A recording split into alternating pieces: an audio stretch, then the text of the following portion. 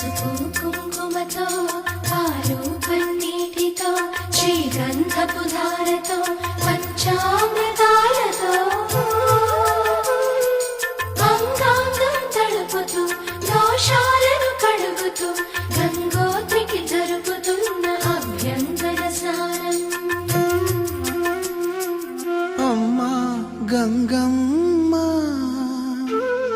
కృష్ణమ్మకు చెప్పమ్మా కష్టం కలిగించొద్దని, యమునకు చెప్పమ్మా సాయమునకు వెనకాడొద్దని, గోదారికి కావేరికి ఏటికి సెలయేటికి కురిసేటి జడివానకి దూకే జలపాతానికి నీతో బుట్టులందరికీ చెప్పమ్మా మా